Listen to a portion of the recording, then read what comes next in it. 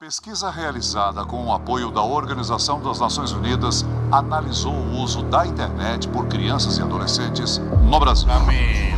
Camila. Ei! Você já foi com medo de mim?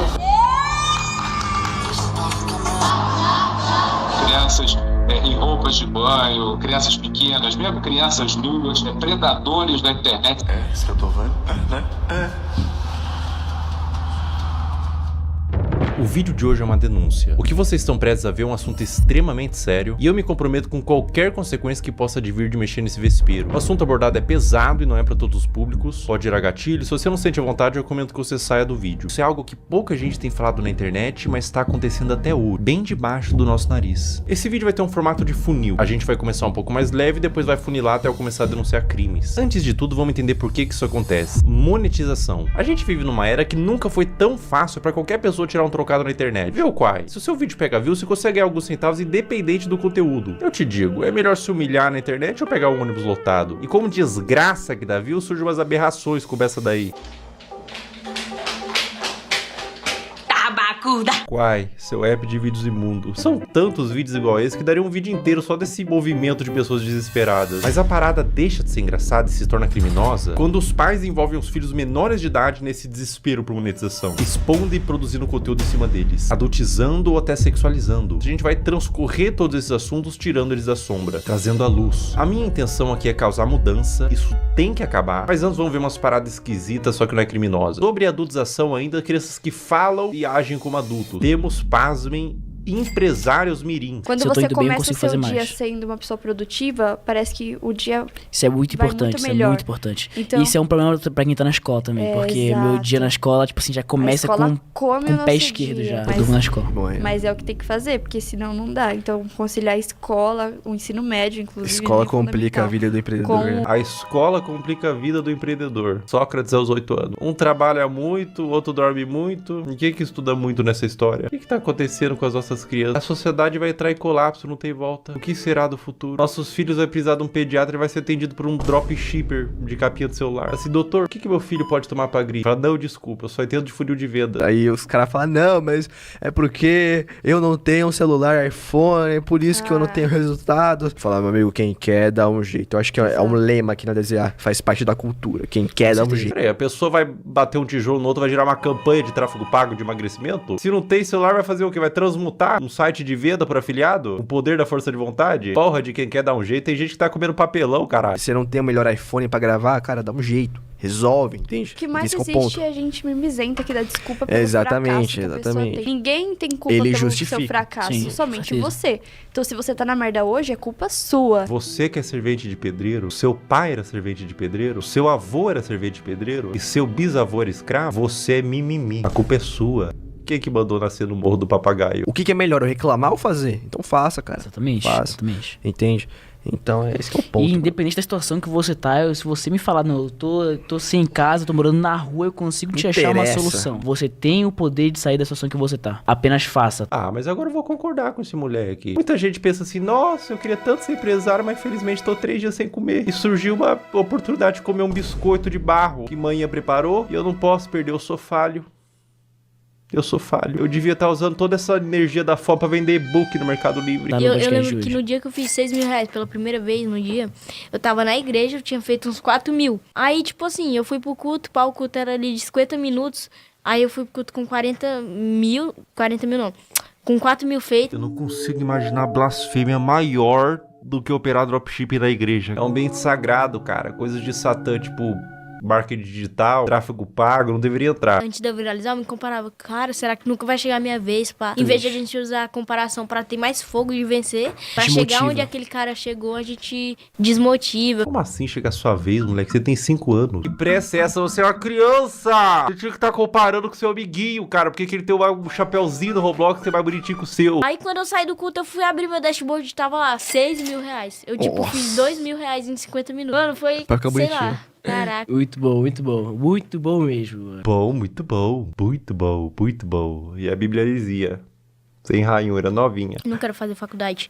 Vamos supor que eu seja médico. Aí eu vou estar lá, o cara vai estar morrendo, eu vou falar o quê? Ei, não, mas eu acho que raiz quadrada de 8 é igual a 5 e o cara vai morrer aqui porque ele tá com câncer. Não dá. Não, você vai falar assim, calma, querido, você não vai morrer, não. Eu entendo de funil de venda, vai dar tudo certo. Eu sei que você tá sangrando, querido. Eu vou montar uma landing page e fazer 10 criativo. Paciente afogando o próprio sangue. Geração de merda! Por que eu vou ter que saber quem foi, sei lá, um filósofo, alguém, sei lá, o... Aristóteles. É, Aristóteles. Por que eu vou saber quem foi Aristóteles? Não vai me ajudar em nada na minha vida. O ladrão vai entrar na minha casa e falar, Aristóteles, não vou. Entendeu? Então não vai me ajudar em absolutamente nada. Filosofia não vai ajudar em nada na vida, cara. Ai, que vontade de enfiar uma crítica da razão pura no meu cu. Sabe o que é complicado esse vídeo, cara? É que eu não posso nem ficar puto porque ele é uma criança. O cara vai morrer aqui porque ele tá com câncer. Agora vamos adentrar um pouco mais fundo na Toca do Coelho. Vocês conhecem a Bel para Meninas? Era protagonizado pela mãe da Bel e a Bel, na ocasião uma criança, onde a busca pelo engajamento extrapolava a normalidade. E surgiu um movimento de pessoas querendo proteger a Bel e derrubar o canal. Esse foi um dos maiores casos que já rolaram na internet sobre esse assunto. Vou oferecer trecho. Uma lambida pelo menos, Bel. Uma lambida, Bel. Mãe, vou passar mal. Esse trecho é de 2019, quando a Bel era uma criança. Depois da exposição desse vídeo, surgiram vários outros. Mãe, eu quero ir com essa. Não, gente, é porque faltem naquela, tá? É assustador, dá um sentimento ruim ver a Bel sendo aparentemente forçada a fazer essas coisas. Mas eu quero abordar isso sobre outra perspectiva, não é só sobre os trechos. Pessoal, o movimento contrário foi tão grande, vocês não têm noção. Órgãos responsáveis por proteção de menores se envolveram, teve processos para remover a guarda e separar a mãe da Bel, foi parar na TV e transbordou por toda a internet. Imagina o que é isso na cabeça de uma criança. Tanto o material quanto a exposição, as críticas. Você acha que uma criança inocente, quando lê um comentário de crítica, indignado, consegue separar ela do cálculo? Uma criança? Cara, as pessoas definitivamente não sabem o que é um trauma. E, gente, no meu caso, foi uma coisa muito grande. Tipo, você ligava a TV e via a pessoa falando um monte de mentira sobre mim. Ligava as redes sociais e só tava falando sobre isso. E foi um negócio, gente, absurdo, sabe? Foi muito surreal. Eu vi toda a minha carreira, todos os meus sonhos indo por água abaixo. A culpa que ela sentiu, o trauma, em que mundo e que nível de engajamento que fecha a conta de traumatizar uma criança? Elas explicaram que tudo tem contexto, e a Bel disse que não era pra atacar em ódio, mas independente do contexto, eu acho que o problema maior não é quando a mãe da Bel fez a Bel vomitar, mas quando a mãe ligou a câmera pela primeira vez. Criança não tem que estar envolvida em coisa de adulto. Justiça, críticas, fãs, ódio, cancelamento. Ah, mas a criança que pediu pra fazer vídeo... Criança pede pra comer terra, porra. A responsabilidade é do tutor, óbvio. Eu fiquei, 2 anos sem gravar e era o que eu fazia todo dia. Então foi muito doloroso. A questão, gente, é que eu quero justiça porque até hoje a minha família tem que responder judicialmente por crimes que eles nunca cometeram. Existia provavelmente um interesse mútuo e hoje temos uma adolescente traumatizada. Um trauma pode te acompanhar a vida inteira e você não tem que medir, isso foi bobo. Dor não se compara. A exposição e adultização de crianças é um problema novo que surgiu com a internet e é bom combater agora antes que piore. Agora a questão se torna muito mais sensível. Uma das paradas mais cabulosas que envolve criança em conteúdo nefasto é o caso do Ítalo Santos com a Camilinha. Olha que ideia super interessante que o Ítalo teve. Que tal pegar um monte de criança e adolescente no auge da puberdade e botar todo mundo numa espécie de reality show, de férias com ex, bagunça, putaria e jogar pro Brasil inteiro e tirar uma grana? Mas que nível de insanidade a pessoa tem que ter pra fazer isso? Eu facilmente imagino esse mano comendo às 3 da manhã pra comer cocô. Como todos sabem aqui, a gente já ficou e a gente fica quando quer, entendeu? E nós dois não temos nada sério. Eu não fiquei com a Mai, eu ficaria com a Mai, tá ligado? Se ela quiser, eu fico agora até. Oi! Oxi! É um clima adulto que contrasta com o fato deles todos serem crianças. Dá um desconforto ruim. É um perguntando se ficaria com o outro. E as crianças tudo chipando, tendo crush. Mas a parada piora. E piora muito. Olha essa cena. Tá bom, mulher. Tá com muita fome, não. Eu já fui comendo hoje, né? Obrigada, negra. Eu nem imaginava sair do Brasil. Mas o quê? Eu perdi a visada. Camila. Meu Deus.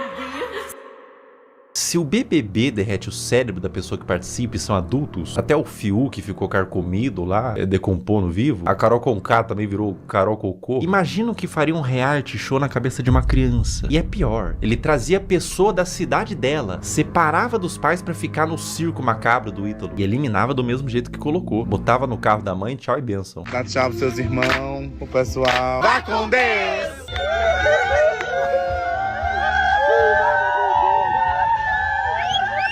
Tchau, meu amor! Tchau! Irmão, se eu tivesse pintado de azul, olhasse ao redor, tinha o Ítalo Santos, com o iPhone na mão, cheio de adolescente, gritando: vai com Deus, vai com Deus, vai com Deus. Eu ia me perguntar, aonde foi que eu errei? Qual a idade de vocês? Eu tenho 14 e tenho 14.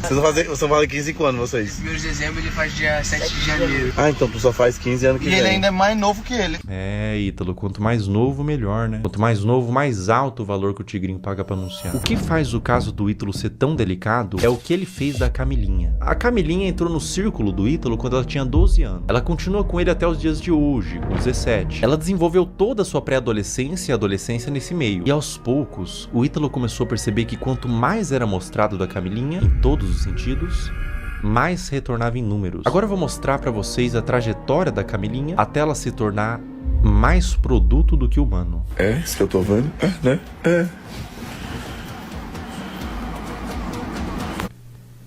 Esse vídeo foi postado em 2023. Camilinha tinha 16 anos. Olha que vídeo indigesto. Um homem adulto chega no quarto com 2 menores de idade deitado de conchinha e ele puxa o cobertor para mostrar a pouca veste dos adolescentes. Adulto cujo qual, sem ele, essa cena não aconteceria. Ele é o criador e publicador dessa cena e de outras. Qual que é a problemática maior aqui, além deles serem adolescentes, não estarem com o lobo pré-frontal desenvolvido e não terem a mínima ideia do que é um relacionamento e as consequências de suas ações? A problemática maior é que dentro do público do Ítalo Santos existem adolescentes que assistem para ver a realidade, serem influenciados por ela. Existem mães de filhos que assistem por qualquer motivo, mas existe também nesse público homens adultos. E eu vou te falar uma coisa. Esses homens, alguns deles, não assistem pelas dinâmicas divertidas da casa. Não é o único vídeo que existem deles dormindo juntos. Esse comportamento é incentivado e exposto. Camila,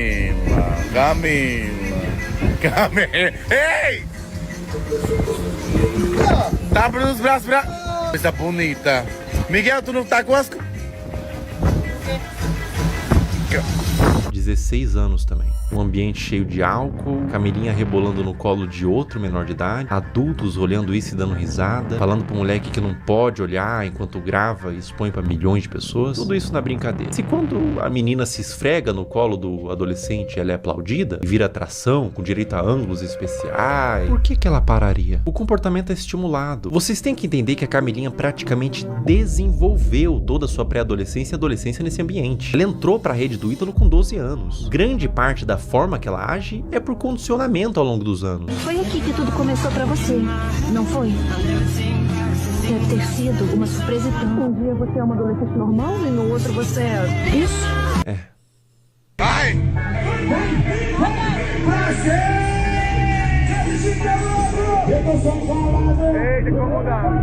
16 anos. O que o Ítalo puder extrair, ele extrai. Ela faz show pra adultos, de mini saia, danças sensuais, público consumindo drogas, álcool, homens adultos na plateia que pagaram pra ver a grande atração do circo, uma menor de idade sexualizada. Pela expressão dela no início, ela tava exausta, não tava confortável em continuar. Uma questão pra você: enquanto ela dança, para onde vocês acham que esses homens estavam olhando? A Camilinha cresceu sendo ensinada a isso, ser um produto para um público.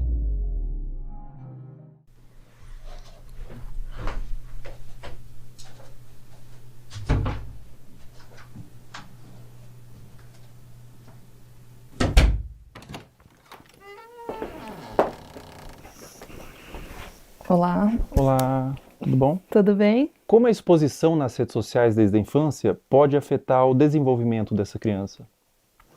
A criança, ela está em processo de formação e ela precisa aprender a diferenciar o que é privado e o que é público ao longo do desenvolvimento dela. E ela acaba sendo exposta a conteúdos de adulto quando ela está num meio midiático e em redes sociais. E aí essa separação não existe mais. Ela está sendo exposta a conteúdos que não são diretamente desenvolvidos para ela, né, especificamente.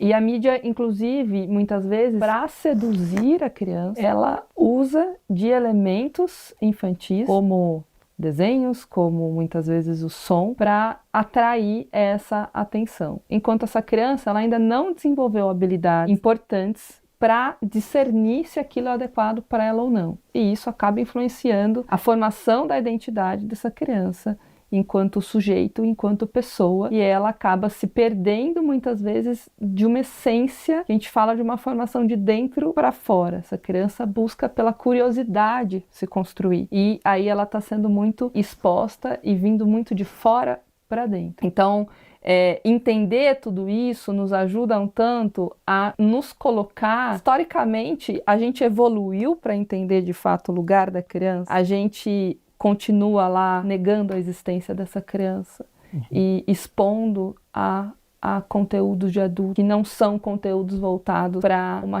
infância que seja respeitada. A partir de qual idade é recomendado que uma criança tenha acesso à internet? Até os 2 anos de idade é recomendado que ela não seja exposta à internet, a nada de tela em nenhum momento. A partir dos 2 até os 5 anos, que ela consuma 1 hora por dia, no máximo, com supervisão do adulto. E a partir dos 5 anos, isso aumenta para 2 horas, ainda com a supervisão do adulto. Essa pergunta é extremamente pertinente, né?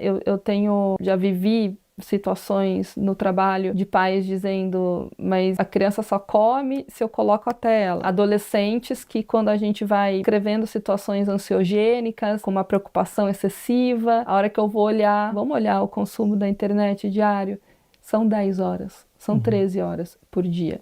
Então, isso é uma exposição extremamente que não cuida da saúde deles. Eu tenho alguns vídeos aqui para te mostrar. Nesse vídeo que eu vou te mostrar especificamente, ela tem os seus 15, 16 anos. Ela chama Camilinha. Quem produz o conteúdo é o Ítalo Santos. Acreditando nisso, é isso que eu tô vendo? Né? A Camilinha, ela tem 16 anos, 15 anos nesses vídeos. Ela começou muito jovem, com 11 anos, então ela se desenvolveu naquele ambiente. Vê esse outro vídeo, por exemplo. Camila. Ei! Inclusive, ele faz shows onde ele apresenta a Camilinha. Nesse frame, ela tinha 15 anos.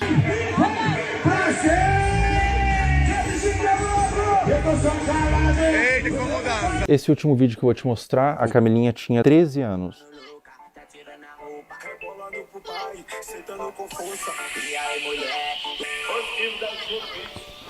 Vamos lá, acho que tem muita coisa aí, né? Tem claramente uma utilização da sexualidade para uma comunicação, né? E isso é um risco, uma falta de repertório, muitas vezes, que pode existir, de habilidade social mesmo. E os adolescentes aprenderem a se comunicar apenas através da sexualidade. Então isso é um ponto muito relevante. É o rompimento, a ruptura de fato de um desenvolvimento que curso natural que deveria ser para as crianças e para os adolescentes. Então, essa maneira de explorar a imagem, explorar o corpo, explorar a sexualidade, ela vem de uma forma muito, muito brusca, que causa ruptura, sem dúvida nenhuma, com o processo natural de desenvolvimento, de respeito de uma criança, de um adolescente. É extremamente significativo, acho que aí também tem um conteúdo entre público e privado, e isso é extremamente problemático. E aí entra uma responsabilidade de saúde pública, uma responsabilidade midiática, uma responsabilidade parental, uma responsabilidade de adultos que estão em torno disso para proteger esses adolescentes e essas crianças. Eles não têm um discernimento claro e muitas vezes, talvez você perguntar para a própria adolescente que está sendo exposta o que ela acha disso e ela não está formada, mas ela fala, isso é legal, eu gosto, tá tudo certo isso para mim, né, para minha vida. E pode desenvolver até transtorno psiquiátrico na vida adulta. Isso é possível, né, e se comunicar através desse lugar da sexualidade. E aí você pode ter um lugar, você encontrar nessas relações apenas esse lugar sexualizado e com um valor muito, muito frágil. isso é muito relevante, né? Você busca essa formação de identidade através da materialidade, porque a mídia influencia no consumo, da sexualidade e não na essência. Então, ficar focado no ter e na exposição da imagem. Ela precisa sentir que ela é amada como ela é, não da maneira como os pais e os outros esperam que ela seja. Ela sentir segurança nesse lugar, então esse conjunto de variáveis que a fortalecem para ela se desenvolver em valores distantes da materialidade, da sexualidade e de algo que não protege essa infância e essa adolescência. Agora a gente vai fazer umas perguntas um pouco mais sensíveis ao que tange abuso sexual. O que acontece na mente de uma criança quando o abusador é alguém da família ou alguém de confiança? Confiança que não é de confiança, né? O que acontece, né? A criança, ela não tem claro, quando ela é abusada sexualmente, ela não tem claro que aquilo é um abuso. Existe um estranhamento da criança, porque aquilo não é algo habitual da vida dela, sobre o que está acontecendo. Mas, desde um estranho que possa ser o abusador, no caso, ou alguém da família, um estranho eu vou desconfiar mais facilmente. Alguém da família, alguém que eu confio, tá, né, tendo um comportamento abusivo, é mais difícil que eu reconheça aquilo como abuso de uma maneira clara. Porque esse abusador, se eu confio, é porque ele também, de alguma maneira, se estabeleceu ali como alguém que faz coisas positivas para mim, assim como outros adultos que eu tenha de confiança, como vínculo de apego e vínculo de conexão relevante, né? Então, o que acontece é que ela fica na dúvida e o seu lugar de insegurança, porque você passou por uma situação na sua vida em que era seguro, passou a ser inseguro, né? E você não teve esse reconhecimento, demorou às vezes anos para compreender aquilo, te torna um adulto inseguro no futuro. Então, a criança, ela vai ficar muito confusa, especialmente quando existe, né, dependendo da frequência com que esse abusador abusa, e às vezes ele também faz coisas positivas para essa criança. Alguém da família, por exemplo, pode abusar, mas pode fazer um prato de comida gostoso, mas pode levar para tomar um sorvete, mas pode ler uma história antes de dormir, pode fazer outras coisas que são prazerosas e relevantes para o desenvolvimento da criança. Não só emitir ali, né, ser uma pessoa que se comporta de uma maneira abusiva o tempo inteiro com essa criança. E isso traz uma dúvida para reconhecer. E quando a gente tem dificuldade de reconhecer algo, a gente tem dificuldade de nomear. E quando a gente não nomeia, a gente fica perdido sobre o que aquilo é de fato, né? Então, é muito confuso para a criança porque ela deixa de estabelecer uma relação de apego extremamente saudável. Especialmente porque essa pessoa da família deveria ser 100% de confiança, não é? E também porque o outro adulto da família que é uma relação muito importante, não está protegendo essa criança.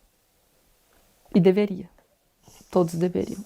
A gente está criando pais muito permissivos. Sim, Fel. Até pensando assim, como os pais podem e devem cuidar da exposição da criança às redes sociais. Isso tem que ser muito desde o início. Eu vou te dar um celular com quantos anos? Eu vou controlar o tempo que você fica na internet. Então eu vejo pais, por exemplo, eu vou tirar sua mesada.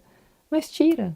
E a criança continua dormindo com o celular e fica até 2 horas da manhã, adolescente, no celular. Os pais nem sabem disso. Essa supervisão parental, ela é extremamente necessária, porque depois remediar é muito mais difícil do que trabalhar na prevenção. Cuidar nesse guia, então assim, não, você não está invadindo a privacidade do seu filho. Você está permitindo que ele tenha uma rede social com uma X-idade, se você puder acessar também. Essa é a forma que é possível ter a rede social. E aí você larga lá teu filho no quarto com o celular, é a mesma coisa que você largar no meio da Praça da Sé, que tem tudo, está sendo exposto a tudo. Não está seguro. Mas o que você diria para pais que têm medo de restringir? De cara, eu diria que pode ser tarde demais. Depois. Agora você tem só isso aqui, mas daqui a pouco seu filho pode estar sendo abusado, daqui a pouco pode ter um pedófilo conversando ali com teu filho e ele não sabe disso. Ele não sabe o que é, ele não sabe discernir, ele precisa de você. Eu acho que é uma mensagem mais assustadora e ao mesmo tempo real. Eu já tive paciente que começou a se cortar porque viu o conteúdo no TikTok. É tarde, né? É isso. Eu tive essa exposição, eu aprendi isso na internet. Uma criança dessa forma que você falou, que criou sua identidade através da mídia, que adulto que ela vira? É uma excelente pergunta. Ela vira um adulto com certeza com um self muito frágil e falso. Ela não tem uma identidade de eu verdadeira, de quem ela é. E até pensando em pertencimento, o pertencimento dessa criança, ela vai buscar ter para pertencer. Ela vai buscar se expor e aí falta várias habilidades de construção. Ela foi formada 100% por fora, foi de fora para dentro. Ela não tem um guia protetor, pensar num guarda assim, protetor que vai proteger ela. Não, ela está 100% de fora para dentro. E criança pede limite. Não dá para a gente pensar que a criança vai, enquanto ela puder se expor, no sentido, não, eu vou querer a internet o máximo de tempo. Tem paciente que tem consciência que está 10, 12, 13 horas na internet, mas eu não consigo. Sozinho eu não consigo. Então, que forma que a gente vai buscar isso? Então, não tenha dúvida nenhuma que será um adulto extremamente fragilizado, sem habilidades de se relacionar, buscando se conectar com o outro através de materialidade, da sexualidade e não de uma consciência estruturada de self, de eu, de como eu me conheço, bem desenvolvida e construída. Sobre abuso sexual, existe um tempo certo para buscar terapia? Mesmo que o abuso tenha acontecido há muitos anos atrás, você nunca se abriu, você nunca falou para ninguém sobre, e você deixou no seu coração, deixou interiorizado. Existe um tempo certo ou mesmo depois de anos é interessante você buscar uma terapia, buscar um autocuidado através da psicoterapia? Mesmo depois de anos, a qualquer momento. Eu tive contato com adultos, exatamente, né? Tanto com criança, mas também com adultos que nunca falaram. E sempre vem um lugar assim, a mãe sabia que o tio fazia, e aí a mãe não falava. Então tem uma coisa meio secreta num lugar familiar, de ter dificuldade de falar sobre. E aí vem sentimentos de vergonha, de culpa, dentre outros. E uma coisa muito mais se fechar do que se abrir para falar sobre isso de uma maneira natural. Porque a aprendizagem foi de que isso não deveria ser falado. Porque a família escolheu um lugar de guardar um segredo, de não expor isso, de não cuidar disso, de não reconhecer que aquilo não deveria ter acontecido. E às vezes até por uma dificuldade de eu deveria ter protegido, eu não consegui, então eu não consigo nem falar sobre isso. É complexo, mas a qualquer momento, sem dúvida nenhuma, uma criança que descobre que acontece, quanto antes ela iniciar uma psicoterapia, a chance dela ser um adulto saudável e que compreendeu esse processo e tudo mais, maior é. Então, não tem um tempo certo, quanto antes melhor, mas nunca vai ser tarde para buscar ajuda. É muito comum quando a criança ou a pessoa mesmo é abusada, ela sente culpa. O que você diria para uma criança ou para um adolescente ou para um adulto mesmo que foi abusado na infância, que sente vergonha, às vezes nunca falou para ninguém, ou às vezes falou e foi desacreditado? Qual recado ou qual conselho você daria para esse indivíduo? Eu acho que são dois movimentos, assim, né? É uma coisa de uma conexão, assim, de olho no olho. Tô aqui com você. A culpa não é tua. Não é sua culpa isso ter acontecido. Estar com. Quando a gente fala em estar com, e às vezes o início de um processo é esse, assim, eu te abraço, acolhimento, coisa de colo, para essa pessoa conseguir começar a se abrir quando a gente fala abrir, é abrir para um processo de compreensão, de falar sobre aquilo, porque a aceitação, ela não é uma conformidade. A aceitação é abrir espaço para um processo de compreensão. E para isso é preciso falar, para isso é preciso nomear, falar, reviver, que é muito difícil. Então, eu diria, a culpa não é sua, eu tô aqui com você e a gente vai cuidar disso. Perfeito. Muito obrigado, doutora. Obrigada. Obrigado eu por agradeço. Muito bom. Obrigada.